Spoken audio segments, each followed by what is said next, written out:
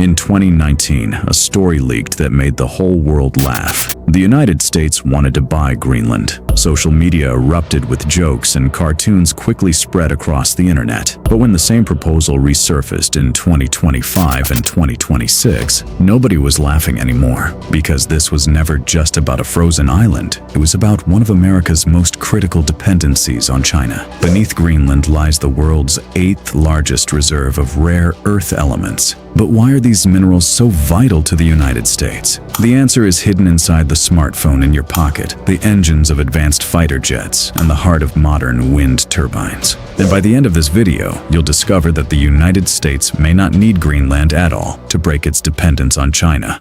When we hear the term rare earth elements, most of us imagine extremely scarce minerals found in only a few places on Earth. But the reality is quite different. These elements are not nearly as rare in the Earth's crust as most people think. What is truly rare is the ability to extract them economically, separate them, and refine them to a high level of purity. And this is exactly where the global balance begins to shift. Today, China is almost the only country capable of carrying out this entire process on an industrial scale. The numbers make that abundantly clear. More than 60% of the world's rare earth mining takes place in China. But the most critical factor isn't mining, it's processing capacity. Because once the ore is extracted, it is of little use to modern technology until it has been refined and processed. And China controls roughly 90% of this stage as well. Most high-performance rare earth magnets also come from this same supply chain. So why are these magnets so important? Inside the vibration motor of the smartphone in your hand, the motor of a silent electric vehicle, a wind turbine standing hundreds of meters tall, life-saving MRI machines in hospitals, and the precision guidance systems of modern fighter jets. They all have one thing in common. They depend on these small yet critical components. Components too small to see with the naked eye are keeping multi-billion-dollar industries running today. That's why this isn't just about a handful of mining sites. A country's ability to develop advanced technology, transition its energy systems, and even sustain its defense industry can become dependent on a supply chain built by another nation. And the situation didn't emerge overnight. In the early 2000s, the United States and many Western countries shut down their rare earth processing facilities one by one in pursuit of lower costs. Over the years, engineering expertise, skilled workers, and manufacturing infrastructure gradually shifted to Asia. Decisions that once seemed economically sensible have now returned as a strategic dependency. Now, many countries are trying to rebuild the capacity they once lost. But there's one crucial question that often goes unnoticed. If new mineral deposits are being discovered around the world, why hasn't this dependency been broken yet? The year 2025 revealed just how fragile this dependency really was. In response to new U.S. tariffs on Chinese goods, Beijing imposed export restrictions on rare earth elements. This wasn't just a trade retaliation. For the first time, one of the most critical raw materials of modern technology had been openly turned into a geopolitical weapon. In reality, the warning signs had appeared much earlier. Exports of several minerals essential to the defense industry and semiconductor manufacturing had already been restricted, once rare earth elements were added to that list. The issue was no longer just about the supply of minerals. The world's most advanced technologies had become dependent on a supply chain that could be disrupted by the political decisions of a single country. The consequences were felt almost immediately. Prices for several critical minerals surged. Manufacturers struggled to find alternative suppliers. From defense contractors to electric vehicle manufacturers, industry after industry was forced to confront the same reality. The problem wasn't finding the minerals. The problem was that there was almost no alternative system capable of processing them. Think of it this way. Your factory is ready. Your engineers are ready. A multi-billion-dollar production line is waiting to start. But because a magnet smaller than your fingertip never arrives, the entire system comes to a halt.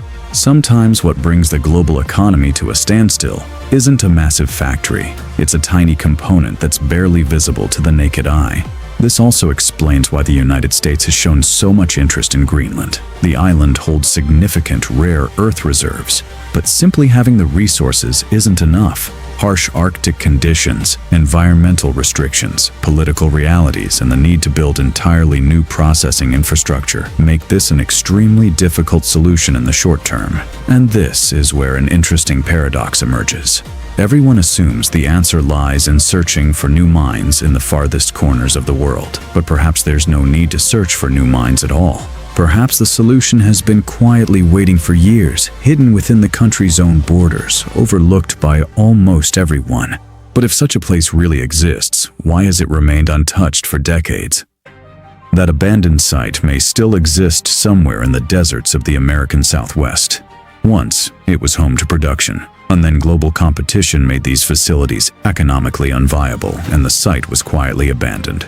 But the history isn't what matters here. What matters is that the ore beneath the ground is still there.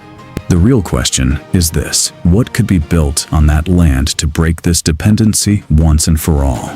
Picture this: an open-pit mine stretching for miles, chemical processing plants rising beside it, and just a few kilometers away, a production line where raw ore is transformed into powerful magnets. Mining, refining, and manufacturing, 3 separate stages, all connected within the same region and the same logistics network. A complex like this would be one of the few of its kind anywhere in the world. The logic behind this design is straightforward. The greatest weakness of today's supply chain is that no Western country has been able to bring the entire process from mine to magnet under one roof. The ore is mined in one country, refined in another, and the magnets are manufactured somewhere else. Every break in that chain creates another point of vulnerability. An integrated complex like this could close that gap by keeping the entire process within a single location, creating a system far more resilient to external disruptions. So how would it work? The first stage would begin with crushing the ore and processing it with chemical solvents. This is the most difficult part of separating rare earth elements because their chemical properties are almost identical. Separating one metal from another is like trying to separate 2 drops of water. And this is where the true complexity of the process begins. Rare earth elements cannot be separated in a single step. Instead, they go through a method known as solvent extraction, where the material passes through hundreds of different liquid mixtures. With each stage, the elements become a little purer, like running the same cup of coffee through different filters over and over again until it becomes perfectly clear.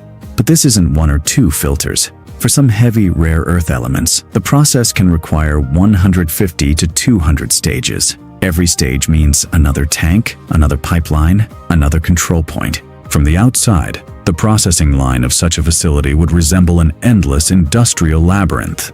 Separating heavy rare earth elements, such as dysprosium and terbium, is significantly more complex than processing the lighter ones. Today, only a handful of facilities in the world possess this capability. That's why the heart of such a complex would almost certainly be its heavy rare earth separation line. It would also likely be the most highly automated section, because the process is so delicate that a single human error could disrupt production for months.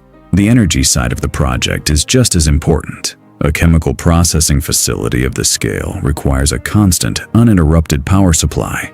Even a power outage lasting only a few hours could destroy chemical balances that took months to establish. That's why such a complex might also need its own power generation capacity. A desert region with abundant sunlight wouldn't be chosen by coincidence. It would be a deliberate strategic decision. Water may be the least discussed challenge, yet one of the most critical. Solvent extraction requires enormous amounts of water, while the ideal location for the facility would likely be an arid desert. Solving this contradiction would require a closed-loop water recycling system, where nearly every drop of water is purified and reused. Without such a system, the project would be in conflict with its own environment from the very beginning. In the second stage, the refined oxides would be sent into high-temperature furnaces, converted into metal, and alloyed into magnet materials. These furnaces operate at temperatures exceeding 1000 degrees Celsius, where molten metal flows like a river before being poured into molds. In the third stage, the alloy would be pressed, heat-treated, and shaped into the final magnet, precise enough to be installed directly inside an electric vehicle motor or a wind turbine. A single magnet may be small enough to fit in the palm of your hand, yet it can support a production chain worth billions of dollars. But manufacturing is only half the story. The real question is, who would be willing to finance an investment of this scale? The answer requires realism. No private company would undertake a project like this on its own simply because it is strategically important. A sudden wave of price competition from overseas could wipe out the investment almost overnight, and that risk already exists today. The moment a major producer slashes prices, a brand new multi-billion-dollar facility can become unprofitable on paper. That's why such a model would almost certainly require long-term government support, guaranteeing a minimum price for the materials produced. If market prices fell below that level, the government would cover the difference. It would function as a shield against external price manipulation, much like crop insurance protects farmers during a poor harvest. But could a single complex really make a difference to global supply? Scale is the key. One large integrated facility could eventually produce enough heavy rare earth materials to supply a significant share of a country's demand. It wouldn't eliminate dependence entirely, but it would remove the ability of a single political decision to bring an entire industry to a halt. Dependency wouldn't disappear. It simply would no longer rely on a single source. Of course, there are serious obstacles, and ignoring them would not be honest. The first is the environmental cost. Rare earth processing generates waste that can contain radioactive byproducts because rare earth ores naturally occur alongside traces of thorium and uranium. Separating those materials is an unavoidable part of the refining process. The resulting waste must be stored in specially engineered containment facilities and monitored for decades. In other words, the responsibility of such a plant does not end when production stops. The second challenge is time. Planning, permitting, and constructing a complex like this would likely take between 5 and 10 years. This is not a problem that can be solved overnight, and global markets certainly won't stand still while it's being built.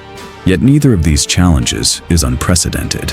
Humanity has completed far larger engineering projects with longer timelines and greater environmental risks: massive dams, nuclear power plants, and transcontinental pipelines. The difference is not that this project has never been attempted before, it's that it has remained near the bottom of the priority list for far too long. The third obstacle is different: expertise. After years of limited production, much of the engineering knowledge required at every stage of the process would have to be rebuilt. This isn't simply about hiring engineers with the right degrees. A solvent extraction line is mastered only through years of hands-on experience. Rebuilding this industry means more than installing machines. It means teaching an entire generation a craft that has gradually been lost. Can these challenges be overcome?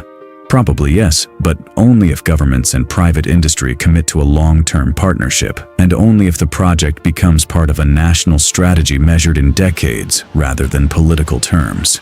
Because history has shown that when a nation truly decides to build something, it usually does. The moment production ends is not the end of the story. Once a finished magnet leaves this facility in the middle of the desert, it must be loaded onto a train or a truck within hours and transported to the nearest port. Most of these components will eventually continue their journey to another factory, where they will be installed inside an electric motor or a wind turbine. That's why the success of such a complex would depend not only on its production lines, but also on the railways and port infrastructure connected to it. No matter how perfectly a magnet is manufactured, if it sits in a warehouse for 3 weeks, much of its logistical advantage is lost. This is why true strategic independence doesn't begin with the ore beneath the ground. It extends through every mile of the journey, from the moment that ore is extracted until it becomes part of a vehicle's motor. And if such a complex were ever built, it would be far more than just another factory, because inside a single rare earth magnet lies much more than meets the eye, a chain that stretches from a family's electricity bill to a nation's defense capability. And at the very end of that chain lies a question almost no one is asking: who stands to gain the most? If such a complex were ever built, the result would represent not just an economic shift, but a strategic transformation. The production of critical defense components would no longer depend on the political decisions of a single foreign country. To put that into perspective, the radar system of a modern fighter jet, the propulsion system of a submarine, and even the guidance system of a missile all rely on magnets small enough to fit in the palm of your hand. If the supply of those magnets were disrupted, a multi-billion-dollar defense system could become unusable because of a single tiny component. A complex like this could make that scenario a thing of the past. But the most tangible benefits wouldn't necessarily be felt in the defense industry, they would be felt in the kitchens of ordinary families. Today, a significant portion of the price of an electric vehicle can fluctuate depending on where the magnets inside its motor come from and under what conditions they are supplied. A single disruption in the supply chain can eventually make its way onto the price tag in a dealership showroom. If such a complex existed, much of that volatility could disappear. When a family decides to buy a new car or install solar panels on their roof, their decision could be based on their budget, not on a political crisis unfolding thousands of miles away. The economic impact would extend even further. Thousands of engineering and manufacturing jobs could be created directly, while dozens of supporting industries could grow around the facility, from chemical suppliers and specialized logistics companies to engineering schools. An entire industrial ecosystem could emerge around a single integrated complex. Electric vehicle manufacturers and renewable energy companies would also be able to plan production without constantly worrying about export decisions made by another country. There is another benefit that is far less visible: knowledge. Rebuilding the engineering expertise that has gradually disappeared over the years would leave behind more than just a manufacturing facility. It would create a living classroom where the next generation could learn and develop these highly specialized skills. For countries with only a handful of engineers experienced in this field, such a complex would function less like a factory and more like a laboratory for restoring lost knowledge. And over time, that expertise could spread into industries far beyond rare earth processing. Looking at the bigger picture, another possibility emerges. If this model were replicated across allied nations in a coordinated way, the era of relying on a single dominant source could finally come to an end. It wouldn't strengthen just one country, it would create a shared security network for every allied economy facing the same strategic vulnerability. Of course, all of this begins with one word: if. But the engineering logic behind it is real. The geological resources are real, and the need is undeniable. The only question that remains is this: if the solution is so clear, what are we still waiting for? For years, we've searched for the solution to this dependency in distant places, beneath the ice, across the oceans, within the borders of other nations. But perhaps that was our greatest misconception, because sometimes what we're searching for isn't waiting in the farthest corner of the map. It may have been quietly waiting in our own forgotten backyard all along. So the question is no longer, should we buy Greenland? The real question is this: could this kind of independence be built not beneath the ice, but on our own soil with the right strategic decisions? And if it can, why haven't we done it yet? What do you think? Is the biggest obstacle to a model like this the technology or the political will? Share your thoughts in the comments below. And if you'd like to explore more topics like this, don't forget to subscribe to the channel. Some ideas are simply too big to fit into a single video. There are projects we haven't shared with you yet. We'll reveal them in our next video, so turn on notifications and be the first to see what's coming. Real problems, realistic solutions. Geopolitics.